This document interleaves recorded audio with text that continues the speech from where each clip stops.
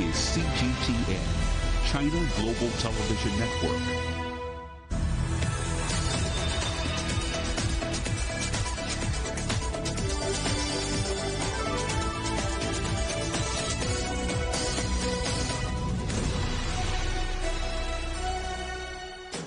Live from London, this is Global Business. Hello, welcome to the program. I'm Jamie Owen. And I'm Li Jianhua. Our top story. America's largest bank, JP Morgan Chase, steps in to buy the troubled First Republic and a deal to try to stem a wider U.S. banking collapse. Our other headlines, the United Nations warns of a full-blown humanitarian catastrophe in Sudan as violence rages despite another ceasefire. Missile sirens sound out across Ukraine following Russia's second major airstrike in 3 days. And people take to the streets across Europe on May Day to demonstrate for workers' rights. There have been clashes in France between the police and protesters.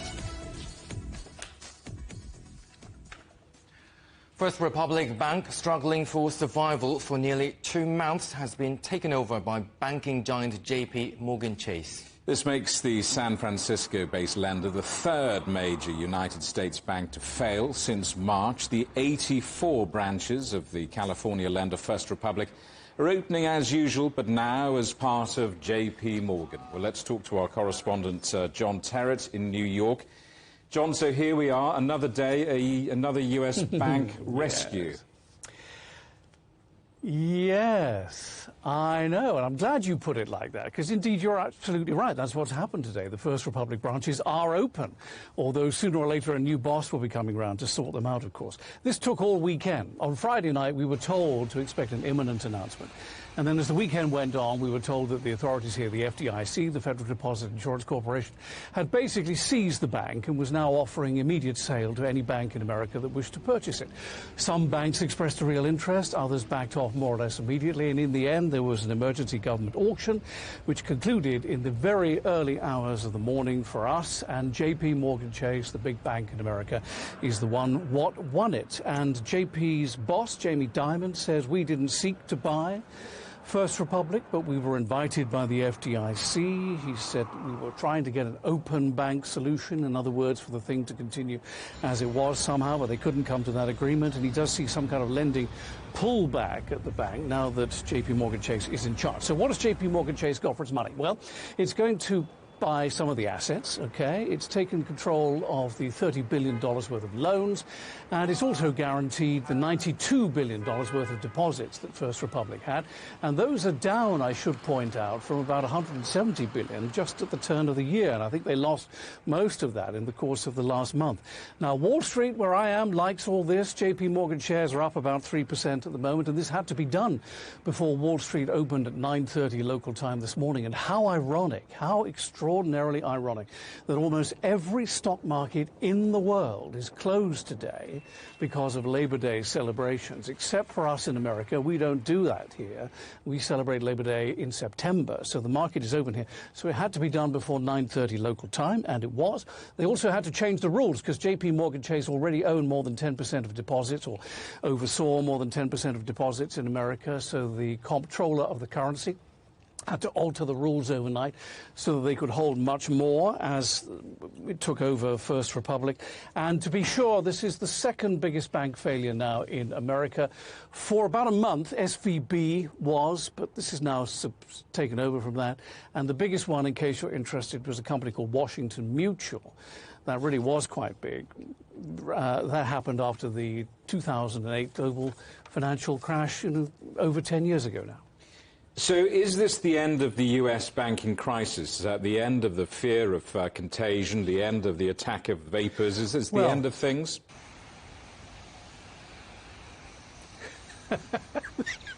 The end of the world as we know it. Well, you know, when I first saw this in the very early hours of the morning, when the news broke here, I looked at everything and I thought, well, actually, you know, I think this probably is the end of it. But now, after talking to a few people here, I'm really not too sure.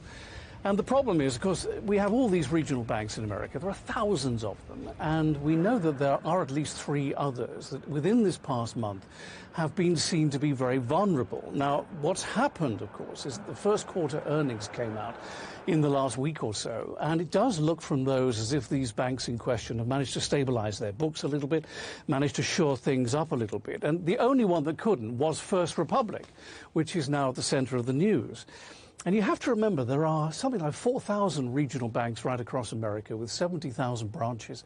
And, you know, they're very, very, very popular. And in the 1920s, there were like 30,000 of them. And some of the states passed laws saying that you could only have a bank if you operated in one building only. Can you imagine that? There are laws on the books in some of these states that say you can only have a bank as long as it only has one building, which is why, another reason why there are so many of these things. But they are vulnerable, you know, and down the ages they have collapsed from time to time. There have been runs on the bank, such as we've just seen. So there's talk now maybe about consolidating this level of banking called regional banking, which doesn't really exist in many other parts of the world. John, we are going to come back to this story later in the programme, but while you're there, I just want to ask you about this other big story that we should talk about, news of a major IPO coming to the NASDAQ. Yes. Yes, I know. So that's not here. I'm at the New York Stock Exchange. This is at the NASDAQ, which is in Times Square. And it was announced at the weekend by ARM Holdings, the chip maker, software company based in Cambridge in England to the north of London. This is one of those companies that people warm to and like very much. You know, their products, their software and their chips kind of create an ecosystem which you can buy into if you are a business. This is going to be a blockbuster IPO, we're told, at the NASDAQ. They want to try and raise $8 to $10 billion. Now, the number of IPOs is down by about 22% year to date. If you discount the SPAC IPOs, the Special Purpose Acquisition Company IPOs, it's down about 22% because of all the uncertainty, but they're going ahead despite the uncertainty anyway to try and raise that $10 billion. The exact timing, the size and the price is yet to be announced. SoftBank, the Japanese bank which owns them basically, and ARM Holdings themselves have not commented since that note came out on Saturday, but it is the big story here if it wasn't for First Republic. And if I've just got 10 seconds to tell you, there's another big story here as well. We have a drug takeover going on. Astellas of Japan is taking over Iveric of New Jersey for almost $6 billion. And this is very interesting to our viewers because Iveric specializes in drugs that cure age-related blindness. So again, if we hadn't have had the First Republic story, this would have been a very big one here today. And Iveric shares are up 15%, as you might expect. Guys? John, good to see you. Thanks for that. Our correspondent, John Terrett, in New York. Well, Walter Todd is President and Chief Investment Officer of Greenwood Capital, an investment advisory firm in South Carolina. So another collapse, another rescue deal. How significant is this? Well, good afternoon. Glad to be here. I think it's significant that they were able to come to a resolution that limited the systemic risk with JP Morgan taking over and guaranteeing all the deposits of First Republic. You know, clearly, as you mentioned, this is now the second largest, taking the crown from SVB last month, and we've had 3 significant bank failures over the past 6 to 8 weeks. So, you know, pretty interesting times for sure. But I'm glad they were able to come to this resolution. So, for bank depositors, the biggest concern for them is if they can get the money back. So, what does it mean for the bank's depositors? Yeah, so if you look at what's, again, transpired over the past 6 to 8 weeks, in the first 2 bank failures, SVB and Signature Bank, all the depositors, both insured and uninsured, were backstopped by the U.S. Treasury to kind of try to limit the damage to the system and stop withdrawals. With First Republic, we've got a situation where JPM basically bought all the assets and liabilities and guaranteeing deposits, so there's really no risk to depositors, but the issue is still hasn't gone away. The fact that deposit rates and the available interest rates you can get investing in U.S. Treasuries, for example, is still quite large in terms of spread. So we're going to continue to see, you know, deposits move out of the banking system as long as that spread remains wide. But you have started to see banks raise their deposit rates to try to keep deposits in-house, but that is going to limit their profitability or compress their net interest margins going forward. Well, Walter, from an investor's perspective, what's the feeling like out there? Are investors nervous at this point? Yeah, if you look at a lot of the sentiment indicators out there in the market, investors are pretty cautious, I would say, in general. However, you have that as the backdrop, but then you look at the market and what it's doing with the S&P up over 9% on a year-to-date basis, and in fact up today, even with this news on First Republic. So investor sentiment is cautious, but there's clearly money going into the market, and particularly chasing some of these mega cap tech names that reported earnings last week that did very well on a year-to-date basis. And then, of course, we got Apple later this week, which is, also will be significant for the market. Thank you, Walter Todd, President and Chief Investment Officer at Greenwood Capital. Well, let's stay in the United States. A union representing 15,000 American Airlines pilots says its members have voted overwhelmingly to strike ahead of the summer travel season. They're demanding higher pay and better working conditions. 96% of union members took part in this vote, with 99% of them voting for industrial action. However, this might not lead to a full strike. A rather complex labour process in the United States makes it difficult for airline workers to walk out. The airline says negotiations are still taking place. Nurses in England are on strike in a walkout that affects some critical services for the first time. Mounted industrial action is the latest move in a dispute with the government over pay and working conditions. The strike was called earlier this month after the nurses' union rejected the government offer of a 5% pay rise and one-off payment. The walkout will last until midnight. Hollywood writers are holding 11th-hour talks with television and film studios to try and avert a strike that would disrupt television production. Writers are seeking a pay rise along with changes to industry practices they say force them to do more work for less money. But studios argue that streaming services have put the industry under pressure, forcing them to tighten their belts. You're watching CGTN Still Ahead. The United Nations warns of a humanitarian crisis in Sudan. We'll be reporting on those stuck in no man's land without a passport.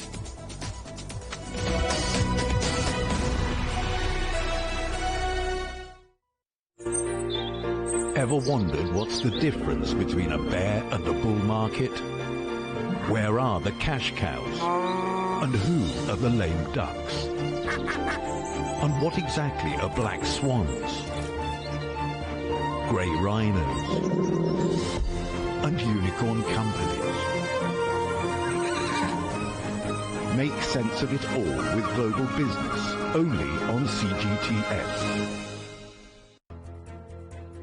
There's a new agenda for a new world, accelerating change in almost every part of our lives. It's shifting the norms of how we work, travel, and connect. How we think, interact, and develop. It's a new reality, a new agenda with me, Juliet Mann.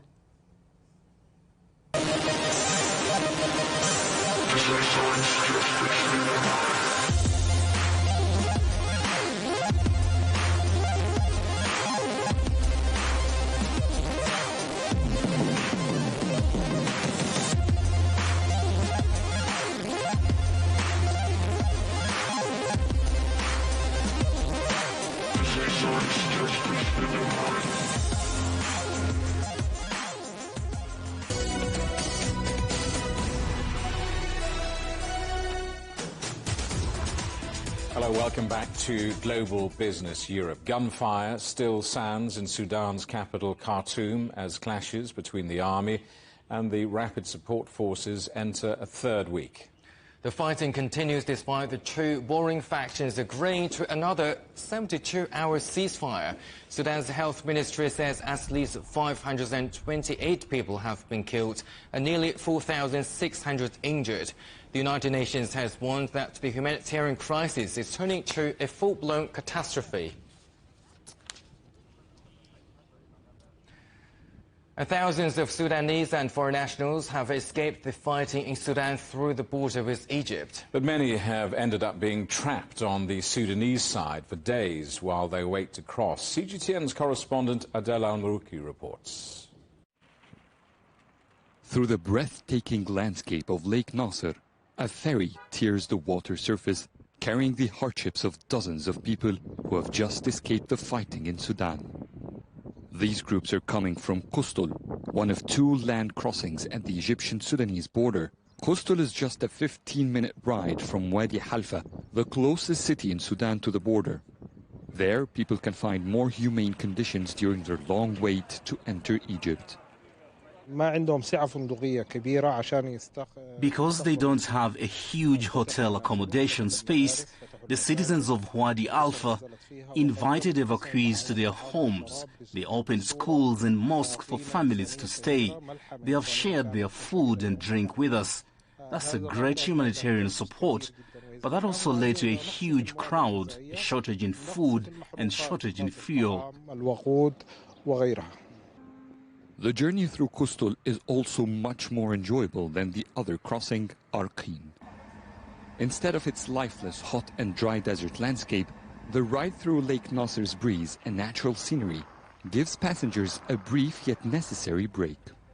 They may have safely escaped the fighting, but what could happen next to Sudan haunts many of them. I believe there will be a great escalation in the fighting. The evacuation by the French, the Germans and the Americans and others was incredibly fast. While many ceasefire agreements were announced, none was in place. Both sides continued their attacks. Putting all together, I think in the coming days we are going to see an unimaginable clash. After 5 days on the road, Hassan's journey from the Sudanese capital Khartoum ended as soon as he crossed to Egypt through the Qustul crossing. But he's still 1,138 kilometers away from his next stop, Egypt's capital, Cairo. From there, he flies 4,400 kilometers to Germany, his final destination in this painful journey.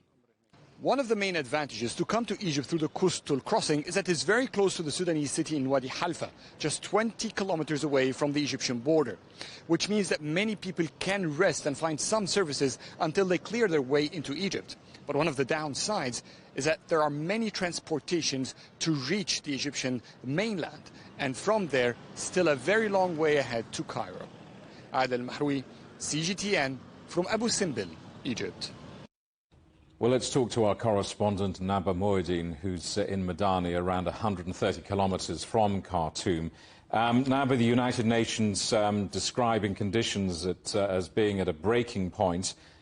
Just how bad are conditions for those who remain in Sudan?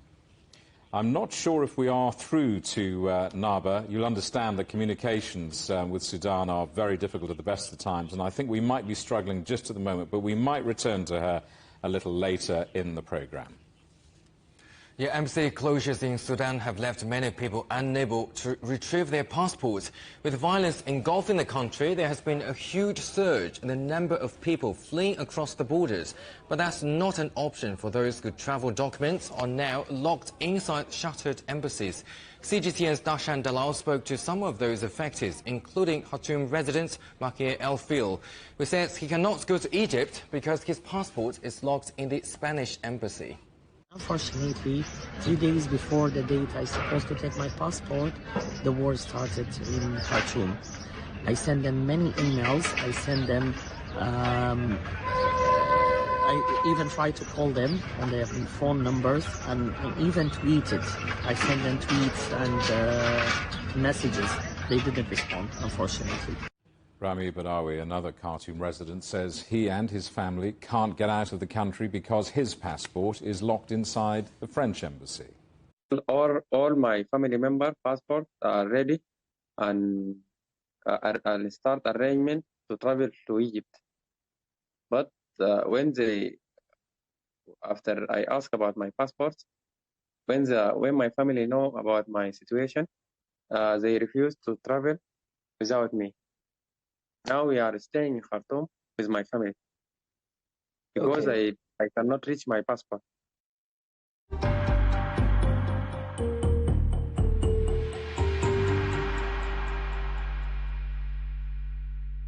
Ukraine says a number of people have been injured and homes and apartment blocks damaged.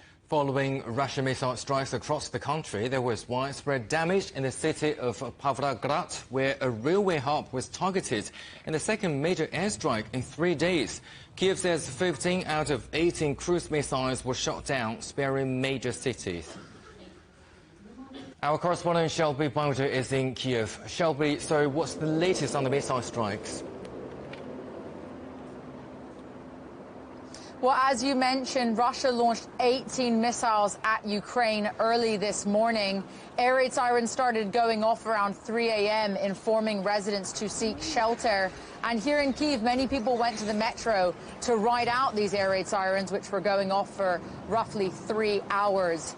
Now, Ukraine's air defense said they managed to shoot down 15 out of 18 missiles, but tracer fire could be seen lighting up the skies over Kyiv, and also the sound of explosions were audible. This was the second attack on the Ukrainian capital within 3 days. And as for the missiles that managed to evade Ukraine's air defense, the city of Pavlograd in the eastern Ukraine in the Dnipro region was hit, as you mentioned. Russia was striking a Ukrainian ammunition depot, warehouses, and a rail hub there. But those missiles also severely damaged civilian buildings and residential homes, which has led to 34 people being injured, including children. And separately, within the last 24 hours, Russia has also shelled the Kherson region, which has led to 1 civilian being killed and 3 others being wounded, according to latest reports. Well, Shelby, on the embattled Bakhmut region, the Wagner Group claimed it had taken more districts on Sunday. And the reaction today from Ukraine? Yes, so the Wagner Group claimed to have taken more districts in that embattled city yesterday, and we heard today from the head of Ukraine's ground forces stating that they are still holding on to the western edge of that city. They said they did manage to oust some Russian positions, but that the situation there remained incredibly difficult. And relating to this city of Bakhmut, the head of the private Russian military group Wagner, Yevgeny Prigozhin, claimed that he would threaten to withdraw his troops from that highly contested city unless he received more ammunition for his soldiers from the Kremlin to fight on. And the Wagner head said that they had not received sufficient support from the Kremlin, and Prigozhin has frequently butted heads with Russian military figures. Thank you very much. That is our correspondent Shelby Bowder in Kiev. Meanwhile, Russian authorities say an explosive device was detonated along a freight train line in the west of the country near the border with both Belarus and Ukraine. No injuries were reported. However, a freight train derailed and caught fire. The region has seen acts of sabotage since Russia's military assault on Ukraine. Now, conflict has plagued parts of the Middle East for decades and decades, but recently there's been something of a shift towards diplomacy after 2 of the region's biggest rivals, Iran and Saudi Arabia, re-established diplomatic ties in March. Our correspondent Ehsan Kivani reports now from Tehran.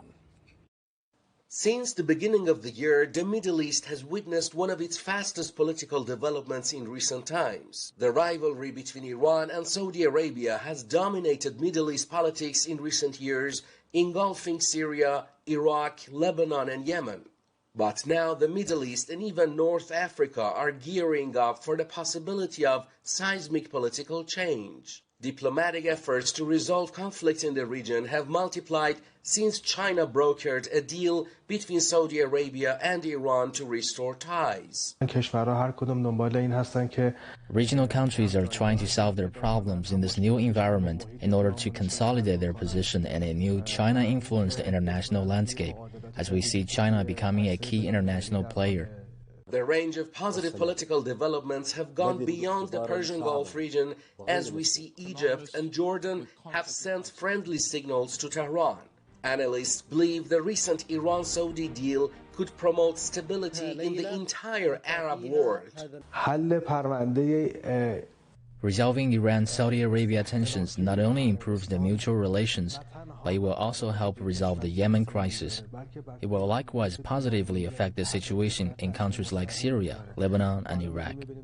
by the official reopening of the embassies in Tehran and Riyadh, expected to take place in the coming days, and also President Ebrahim Raisi's upcoming trip to Saudi Arabia, more tangible regional outcome is expected to be seen. Ehsan Keivani, CGTN, Tehran. And you can get highlights from the week's news in Europe and China direct to your inbox from CGTN's Storyboard email newsletter. Sign up at europe.cgtn.com/newsletter. You're watching CGTN Still Ahead. Thousands of people out on the streets. May Day cease demonstrations across the world. We'll take you to Paris, Berlin, and Athens.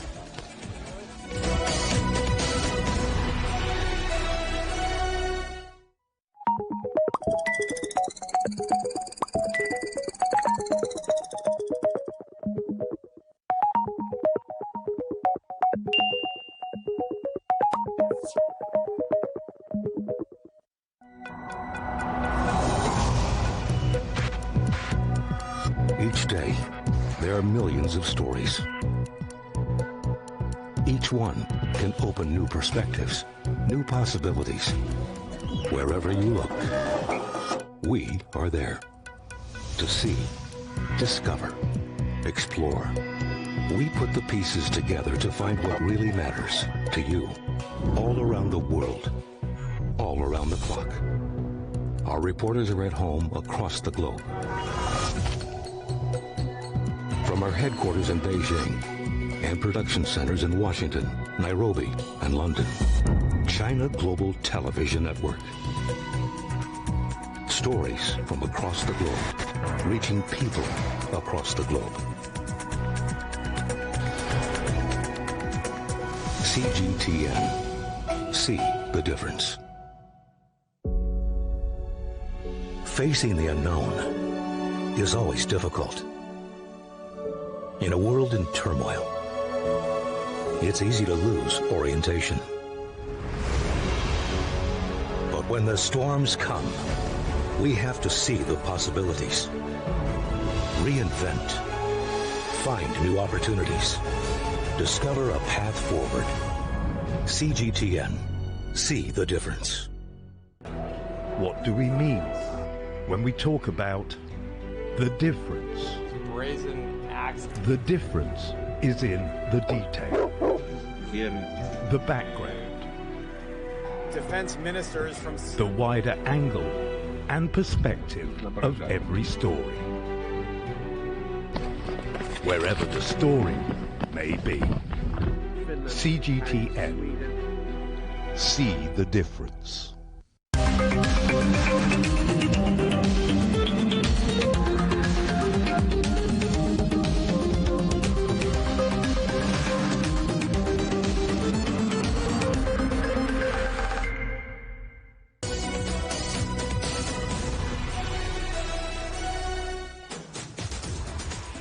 Welcome back to Global Business Europe with Jamie Owen and Li Jianhua. Our top stories. America's largest bank, JP Morgan Chase, steps in to buy the troubled First Republic in a deal to try to stem a wider U.S. banking collapse. Our other headlines: the United Nations warns of a full-blown humanitarian catastrophe in Sudan as violence rages despite another ceasefire. Missile sirens sound out across Ukraine following Russia's second major airstrike in 3 days. Protests are taking place across Europe and around the world on Labour Day, the 1st of May, a traditional annual day of demonstrations. Clashes have broken out in Paris, with the police firing tear gas at protesters. France has already seen months of protests against pension reforms by the government. Unions say they're expecting around 1 million people to join the biggest May Day protests for decades. And tens of thousands of demonstrators are taking to the streets of Berlin. Unions have called for more say for workers in company decision-making and more training, which they say is a way to avoid poverty. Nearly 7,000 riot police are on the streets. And around 10,000 people have joined a demonstration in Athens calling for higher wages in the face of soaring food costs and energy prices. That's despite the government raising the minimum wage last month. There was also continued anger over the deadly train collision in February which killed 57 passengers. And we'll be in Athens and Berlin in a moment. First to Paris and our correspondent, Natalie Bauhaus. So, Natalie, what's the situation where you are at this point? Well, things certainly have not died down in the French capital here in Paris this Labor Day. In fact, we've seen groups of police officers grab reinforcements, rather refreshments as reinforcements roll into the protesting crowd. Occasionally we still hear those stun grenades going off, and we can still get a whiff of the tear gas as police work to try and disperse this crowd. The authorities say they anticipate these running battles to continue for some considerable time. In fact, we already have those early figures coming in from the unions who had hoped that this Labor Day demonstration was going to be quite significant and one of the largest one in decades. In fact, their early numbers register around 2.3 million protesters around France, not just here in Paris. Several of the roads have had to be closed off for most of this May Day, and we will see during the course of the evening as some of those roads reopen as police get a handle on this chaotic situation here in Paris. Well, Natalie, is this all about pension reforms, or are there some other issues in play?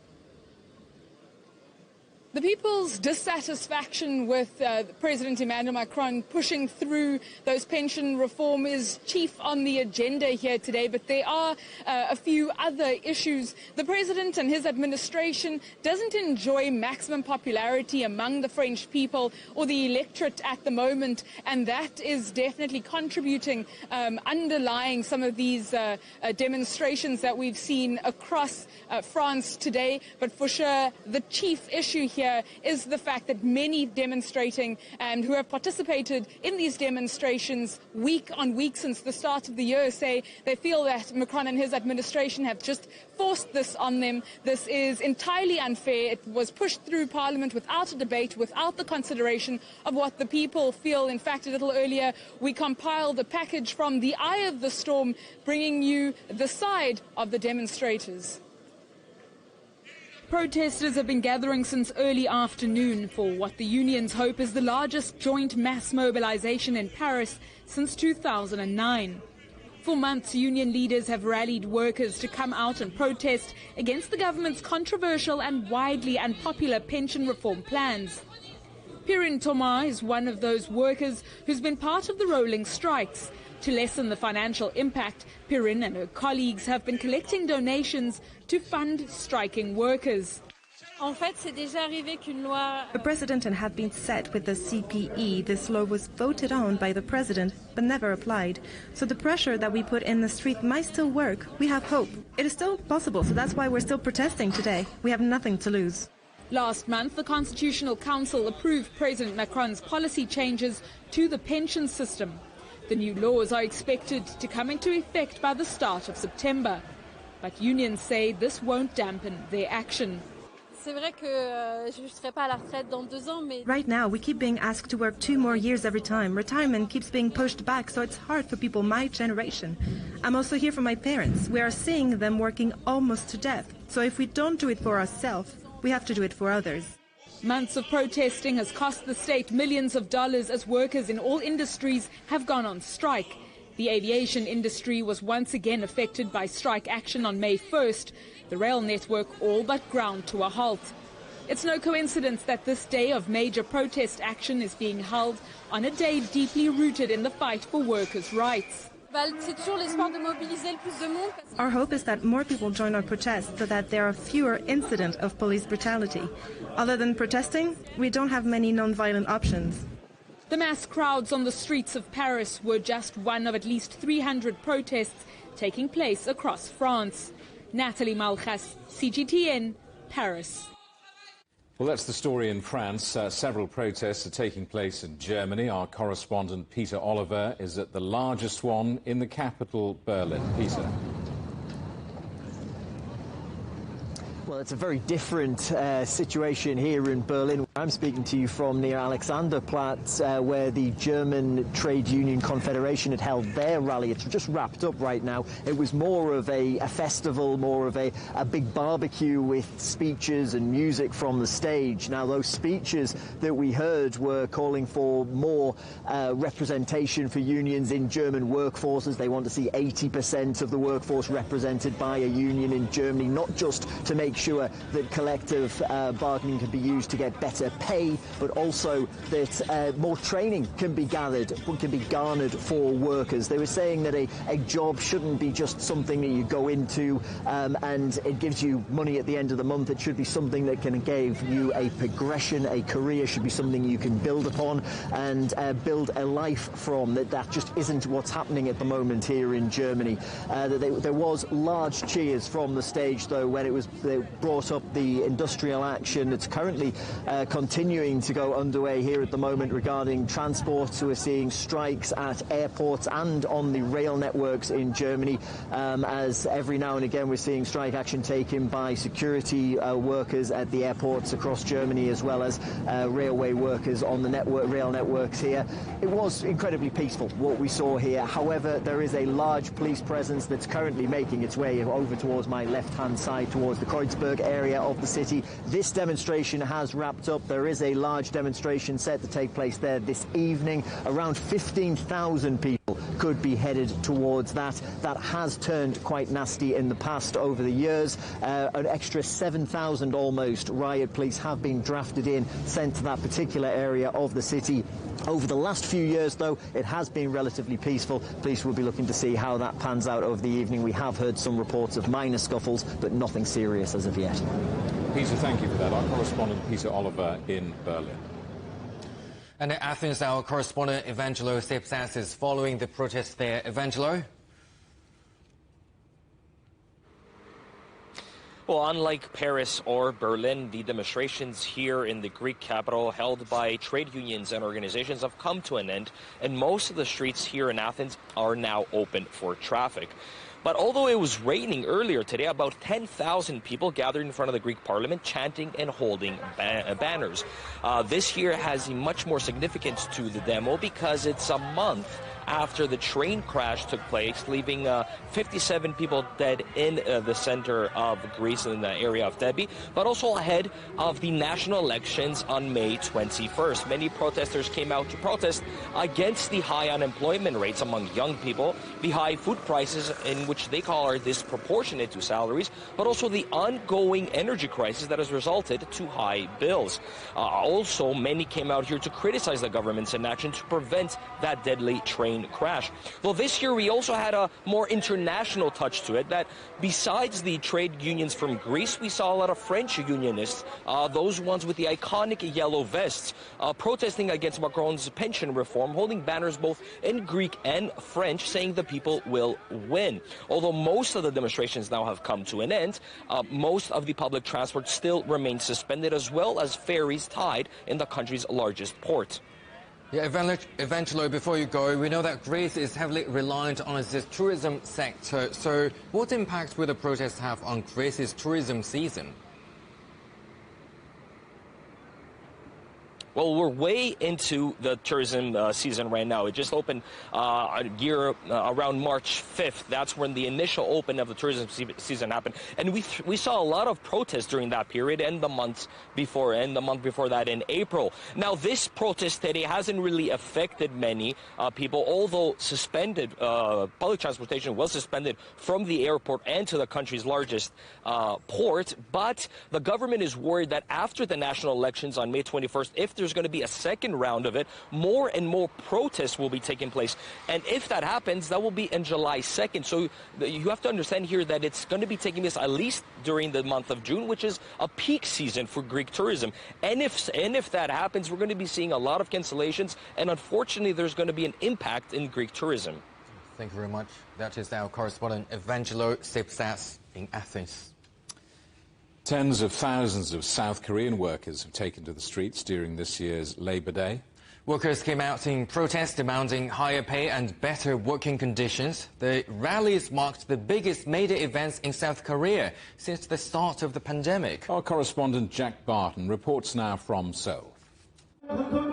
This is one of more than a dozen May Day rallies going on across South Korea involving workers and two of the largest union umbrella groups in the country calling for pushback against the government's labor policies. The Korean government has suppressed the construction union, so we have come out to protect our right to live.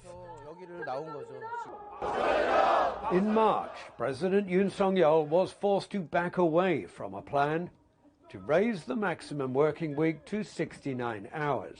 That U-turn came after widespread protests. Many young South Koreans joined those protests and were quick to point out the obvious, that longer, more stressful working hours could have an impact on the country's birth rate, already among the lowest in the world and one of the country's biggest economic headaches. These signs say Yoon Suk-yeol out. South Korea's president bore the brunt of the protests. Because the Yoon Suk-yeol government continues to suppress workers and trade unions, we have come out to show them that workers are here to fight against the government. These demonstrators say the government is trying to make tough conditions even tougher. The lowest figures show that on average, South Koreans work about 1,915 hours a year. That is almost 200 hours more than the average for the Organization of Economic Cooperation and Development and 566 hours more than German workers. It's not just long hours. These workers want higher wages and stronger rights in and out of the workplace. Labor Day is without doubt the biggest march like this of the year, but protests against the government's labor policies have been going on for months, and organizers say these protests, albeit on a smaller scale, will continue. Jack Barton, CGTN, Seoul. Uzbekistan's President Shavkat Mirziyoyev has won a referendum to amend the country's constitution, allowing him to run for 2 more 7-year terms. The reform passed with just over 90% of the vote. During his time in office so far, Mirziyoyev has improved ties with the West and reduced the powers of the West's dominant security services. His current term ends in 2026. French police are searching for suspects after a robbery at the flagship Bulgari store in Paris. 3 people, 2 reportedly armed with weapons, arrived on these motorbikes. The extent of the theft is still being assessed, but the value of the stolen goods is believed to run into the millions of dollars. The funeral has been held for a Palestinian teenager shot by Israeli defense forces. The 17-year-old was killed when troops raided a refugee camp outside of Jericho in the occupied West Bank. 6 others were injured during the raid. 3 are in a serious condition. The Israeli military says its soldiers came under fire as they tried to make arrests. Paraguay's conservative economist Santiago Pena has won the country's presidential election. Sunday's polls saw Pena take nearly 43% of the vote, with more than a 15-point lead ahead of his centre-left opponent, Efrain Alegre. Pena has said he'll maintain ties with Taiwan, unlike his rival, who promoted stronger relations with Beijing. You're watching CGTN Still Ahead. Guardian of the forest will meet the ranger who has dedicated 4 decades of his life to making sure his corner of China stays green.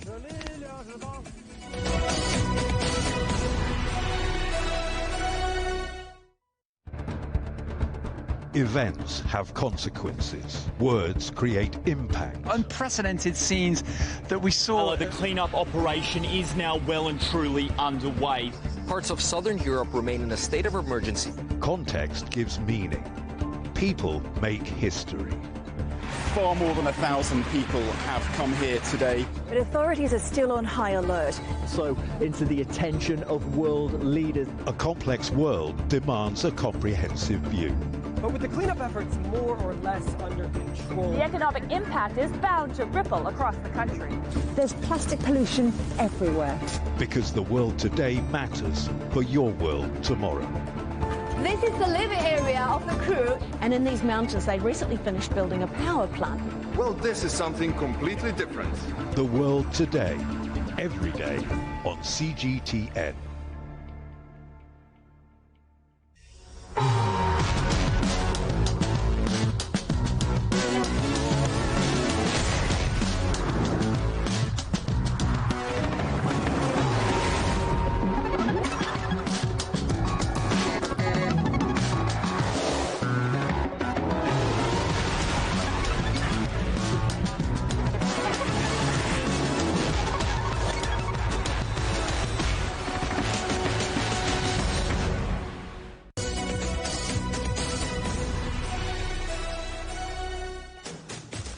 Hello, welcome back to Global Business Europe. Colombia has ordered people living within a 15-kilometer radius of the Nevada del Ruiz volcano to evacuate. Seismic activity has increased at the volcano. It's being monitored for a possible eruption. It killed 25,000 people the last time it erupted in 1985, making it one of the deadliest volcanic disasters of the 20th century. Our correspondent Michelle Beggy reports. Maria Licenia Flor Gil has lived along Colombia's Chinchina River almost her whole life. In 1985, her 3 children and husband were swept away by floodwaters, triggered by a volcanic eruption.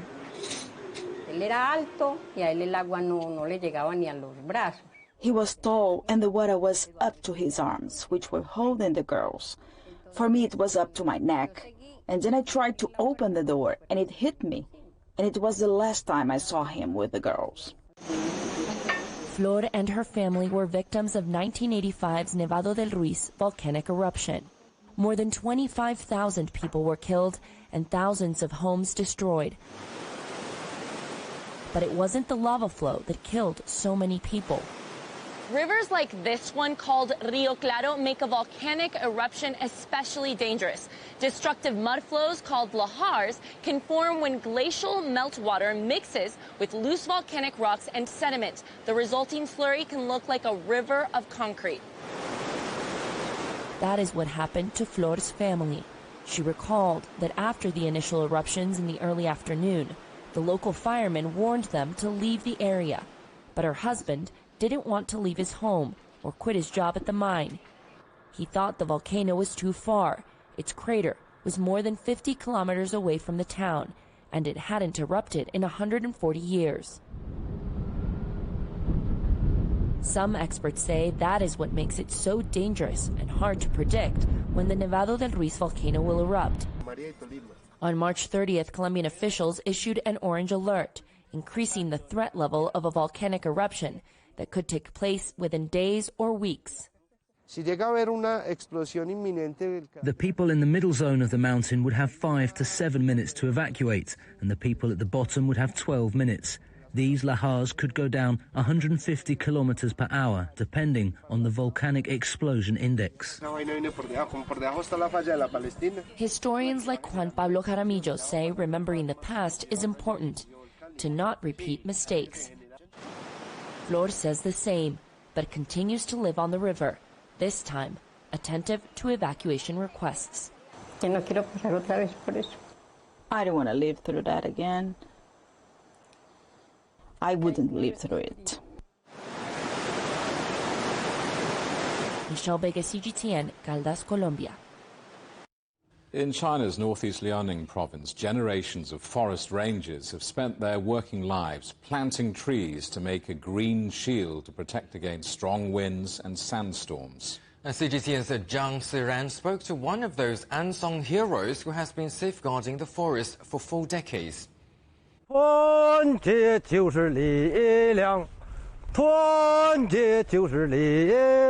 Seeing to himself among some 570 hectares of forest, 59-year-old Li Donghui is a veteran ranger. This is his 40th year as a guardian of the Mongolian salt pines of northeast China. Since I was a child, I planted and protected the trees with my father. We overcame countless difficulties. The desert was drowned in our home. We had no choice but to plant trees. Someone has to step up and do the job, no matter how hard it is. I became a ranger after being discharged from the army. I didn't expect this to be my life's work, but here I am. Now the forest is my home. There are badgers, foxes, and rabbits. When I see them, I feel my years of hard work have paid off. The trees are taller, the mountains are greener, and I'm much happier. Originally, there were 4 rangers, but Li is the only one who stayed. Under his watch, the forest has been miraculously free from fire disaster for 40 years. To him, the challenge brought by the neighboring shepherds' lack of environmental consciousness remains. When the cattle and the sheep enter, they destroy the pine saplings. I have to monitor from dawn till dusk every single day. People need to cherish and protect our home. As time goes by, I know every tree by heart and will notice whoever lays hands on the trees for wildlife. Li's wife, Wang Yuhua, has been the pillar of this family. The superwoman also became a forest volunteer and witnessed how economic and ecological opportunities are brought to the area by the forest. The farmers living nearby can make around 200,000 yuan every year by selling peanuts. They even help us with guarding the forest. They finally know that the tree protects us from wind and sand, enabling farming and good harvests. This desert plant shares the resilience of the forest rangers. Its name, 沙打旺, means the more violent the wind and sand, the more vigorous its branches and leaves. Through sheer determination, it's able to transform scarcity into abundance. It's hoped that the spirit of these rangers will inspire people to do more to protect our planet. Zhang Xiran, CGTN, Zhangwu County, Liaoning Province. Ding Liren has become China's first men's world chess champion after a tense match against the Russian-born Jan Nebomnias in Astana in Kazakhstan. The 30-year-old took the crown from 5-time world champion Magnus Carlsen of Norway. With Ding's win, China now holds both the men's and women's chess world titles. In an exclusive interview with CGTN, CEO of International Chess Federation Emil Sudovsky explained what Ding's victory means for China. It is great for China. I think it would elevate the interest inside the country for the game. Also, he's the first Chinese to become the world champion. He was the first Chinese to contest the title, and he immediately won it. So I think it could bring a lot of popularity to the game. We know that already now millions of Chinese kids study chess in school. It obviously has a lot of competition from Go and Chinese chess, which is a different game. But we see that chess is doing well, and we see that Chinese Chess Association is quite successful in promoting it inside younger audiences. It's no wonder that currently the women's title is also belonging to China. So women's world champion Ju Wenjun, she's also from China. So we have two players from the country who holds the highest title. So that's unquestionable that they are the leaders together with American, USA, and Russia, I would say, and India. There are four big countries in chess, I would say, and these are leaders. But China, at the moment, I would put it as number one due to the fact that both titles are there. Mahjong is a traditional Chinese game that dates back centuries, and it's starting to win over new fans all around the world. The Sparrow Room has opened in Arlington, Virginia, offering customers game nights with mahjong, dim sum and drinks. It's aimed to raise awareness around Chinese traditions and bring them into the mainstream. CGTN's correspondent Frances Kuo went along to try her hand. That characteristic clinking and clanking, the unmistakable melody of mahjong. The name of the game comes from the sound that you make when you're shuffling the tiles. It's supposed to sound like the sound of sparrows taking off or flapping away from trees. The sound and the game inspired the Sparrow Room in Northern Virginia, founded by Andrew Lowe. A lot of what we wanted to do was kind of create this location as like a cultural touch point. This dim space, similar to a speakeasy, adorned in emerald jade and smooth wood, invites guests from amateur to expert to play mahjong. You have to have a poker face. If you're sitting at the table with aunties and uncles and you don't have a poker face, you're going to be taken for all your money. On its face, mahjong is similar to poker. That clinking and clanking comes from the shuffling of the tiles, the start of play. Each player begins with a hand of 13 tiles arranged in a wall. I'm not as smooth as you are. Each player takes turns drawing and discarding tiles throughout. The goal, to have a winning hand of 4 matching or sequential sets and a pair to make 14 tiles. The experienced players keep track of what other players are tossing out while being careful about not revealing their own hand. Mahjong has been a pastime in China since the 1800s. More than a century later, it hit the radar in the U.S., first among Jewish Americans. Then it made appearances on the big screen in successful films about Asian Americans, including the 1993 Joy Luck Club, and in 2019 in the romantic comedy Crazy Rich Asians, in which mahjong was part of this pivotal scene. You have these awesome cast of characters dressed in like awesome clothes playing mahjong in such a beautiful room and doing it with such like swagger. It was definitely the beginning of like the mahjong trend and mahjong wave. Luck and being conscious. The wave has pulled this group of retirees in. Every week they gather for a mahjong meetup in Washington, D.C. The friendship is just amazing. I can't say it enough. 3, bam. Mahjong. Oh, so close. At low space at the Sparrow Room, it goes beyond the game. Have a platter of dim sum. It's bamboo shoots, it's ginger, it's shrimp, it's a little bit of white pepper. Or Asian-inspired cocktails while you're at it. First day we infuse a oolong 5-spice tea. The tastes, sights, and sounds, creating an experience and awareness about Asian culture. Where people feel safe to engage and safe to learn is the larger goal, and like the small steps we need to take to create a more equitable and understanding community. Francis Coe, CGTN. Hopefully they'll get sucked in and learn how to play. Arlington, Virginia. The headlines again. America's largest bank, JP Chase, steps in to buy the troubled First Republic in a deal to try to stem a wider U.S. banking collapse. Our other headlines, the United Nations warns of a full-blown humanitarian catastrophe in Sudan as violence rages despite yet another ceasefire.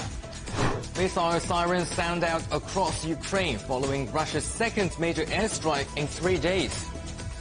And that is just about it for Global Business Europe. Thank you for watching. All on our stories at europe.cgtn.com, and do follow CGTN Europe on Twitter, Facebook and Instagram. And you can go to CGTN Europe's channel on the Telegram app or scan the QR code on the screen to get stories and updates sent direct to your phone. Coming up next on CGTN Africa Live. See you again tomorrow, same time, same place, from all the team in London. Goodbye. Goodbye.